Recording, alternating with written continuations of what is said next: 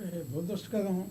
గతంలో ఆంధ్రప్రదేశ్లో కానీ దేశంలో కానీ రాజకీయాలు చాలా ప్రజాసేవ కోసం అనేది రాజకీయాల్లోకి నాయకులు వచ్చేవారు. దురదృష్టం ఇటీవల కాలం మనం చూస్తున్నాం.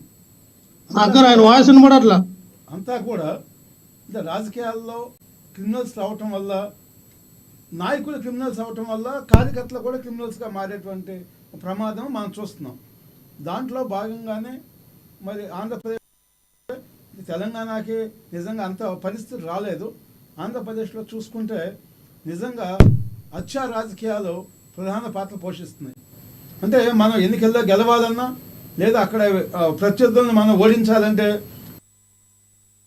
కానీ మనం ఆ సవాళ్ళు పట్టుకుని రాజకీయాలు చేస్తే కానీ మనం ఎన్నికల్లో గెలిచే పరిస్థితి లేదని చెప్పేసి ఇటీవల కాలంలో రాజకీయ పార్టీలు మనం ఈ విన్యాసం, శవ విన్యాసం చేయటం కూడా మనం చూస్తున్నాం. అయితే ఇవాళ రాజకీయ నాయకులు అందరికీ ఆదర్శంగా ఉండాలి. మరి ఈ క్రిమినాలిటీకి దూరంగా ఉండి మరి అనుచరులను కానీ కార్యకర్తలు కానీ వాళ్ళకు కూడా అంటే హత్యా రాజకీయాలకి దూరంగా ఉండేటువంటి పరిస్థితులు తీసుకురావాల్సిన బాధ్యత ఉంది.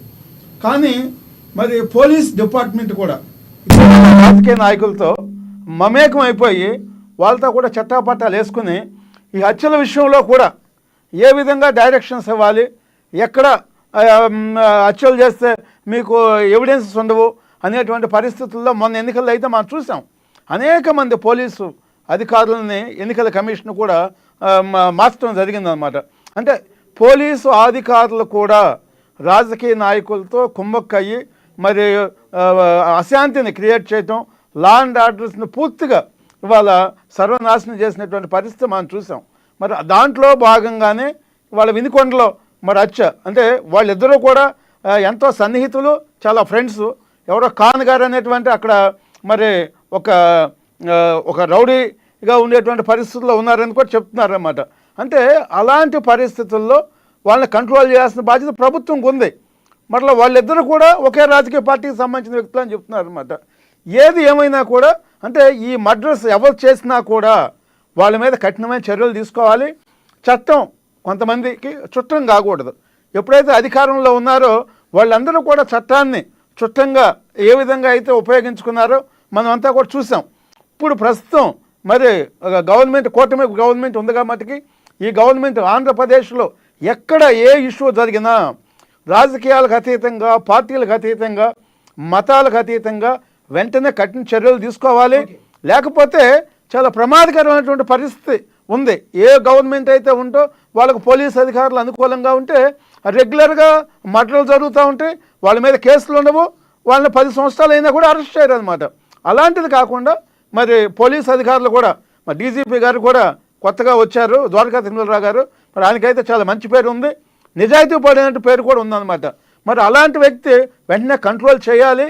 ఎక్కడా కూడా పోలీస్ డిపార్ట్మెంటు వాళ్ళు డేగ కన్నులాగా ఉండి ఈ రౌడీ షీటర్స్ మీద పూర్తి స్థాయిలో అంచువేసేటువంటి తీసుకుంటే ఏం జరగవు. రాష్ట్రం నలుమూల నుంచి రోజుకి ఎక్కడో చోట ఏదో ఒకటి జరుగుతూనే ఉంటున్నాయి. నిన్నలేదు మొన్న తిరుపతిలో ఒక చిన్న 8 ఏళ్ల బాలిక మీద అత్యాచారం చేసి అడవిలో పడేసిన పరిస్థితి. మళ్ళీ ఈరోజు తిరుపతిలో ఇంకొక ఘటన వెలుగు చూస్తుంది. చౌదరి గారు చెప్పింది కూడా మనం చూసాం. ఈ జరుగుతానట్టి కూడా ఎక్కడో చోట అడ్డుకట్ట వేసి ప్రజా భద్రత మీద ప్రజలకి ఒక అవగాహన కల్పించకపోతే మాత్రం ప్రజల్లో చాలా ప్రాబ్లం వచ్చే అవకాశం ఉంటుంది. పవన్ కళ్యాణ్ గారికి కూడా రక్షణ లేదని చెప్పేసి సెంట్రల్ ఇంటెలిజెన్స్ చెప్పారని చెప్పారు. అంటే ఒక ఉప ముఖ్యమంత్రికి, ఒక పార్టీ అధ్యక్షుడికే రక్షణ లేదంటే ఇవాళ రాష్ట్రంలో ఏ విధమైన పరిస్థితి ఉంది? దాని మీద ఎవరైనా మాట్లాడుతున్నారా? ఎవరు మాట్లాడరు. ఎందుకంటే పవన్ కళ్యాణ్ గత ప్రభుత్వంలో కూడా టార్గెట్ చేశారు. ఆయన ఎక్కడ పోయినా కూడా ఆయన మీద దాడులు చేయటము. మరి అదేవిధంగా విశాఖపట్నంలో అయితే స్వయంగా ఐపీఎస్ ఆఫీసరే మీరు ఏదైతే వెహికల్ ఉందో ఆ వెహికల్లోకి వెళ్ళాలో, బయట కనపడకూడదు, చేతులు ఊపకూడదని చెప్పేసి కూడా అంటే పోలీస్ అధికారులే పార్టీ కార్యకర్తలాగా యాక్ట్ చేయడం అనేది కూడా మనం చూసాం. అయితే కేంద్ర ప్రభుత్వం కూడా ఎవరైతే ఈ రౌడీ ఎలిమెంట్స్, అసాంఘిక శక్తులు ఉన్నాయో, మరి ప్రజాప్రతినిధులు కావచ్చు, మామూలు వ్యక్తులు కావచ్చు, ఇలాంటి పరిస్థితులు ఉన్నప్పుడు వాళ్ళకు ప్రత్యేకమైనటువంటి రక్షణ కల్పించాలి. ఇప్పుడు పవన్ కళ్యాణ్కి ఒక Z+ సెక్యూరిటీ ఇవ్వాలి డెఫినెట్గా. ఎందుకంటే రాష్ట్రంలోనే ప్రతిపక్షాల్లో కూడా అనేక శక్తులు పవన్ కళ్యాణ్ని టార్గెట్ చేసుకున్నాయి. ఆయన మీద ఏ రోజైనా కూడా అటాక్ చేయొచ్చు.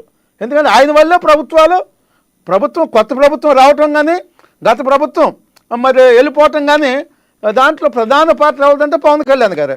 అందువల్ల ఆయన మీద డెఫినెట్ టార్గెట్ ఉంటుంది.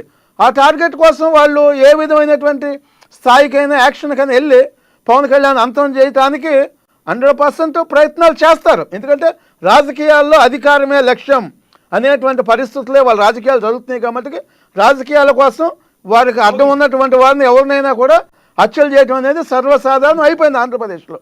అలాంటి వాటిని పోలీస్ డిపార్ట్మెంట్ కానీ సెంట్రల్ ఇంటెలిజెన్స్ కానీ ఇవన్నీ కూడా పెద్ద ఎత్తున వాటి మీద ఇంటెలిజెన్స్ తీసుకుని ఇమీడియట్గా ఇలాంటి వ్యక్తులు ఎవరైతే ఉన్నారో వాళ్ళని అరెస్ట్ చేయటము, అదే రక్షణ కల్పించాల్సినటువంటి ప్రజాప్రతినిధులు ఎవరైతే ఉన్నారో వాడికి రక్షణ కల్పించి వాళ్ళు మరి రాష్ట్రాన్ని కాపాడాల్సిన బాధ్యత ఈ ఫోర్సెస్ మీద, ఇంటెలిజెన్స్ మీద, పోలీస్ మీద ఉందని నేను విజ్ఞప్తి చేస్తాను.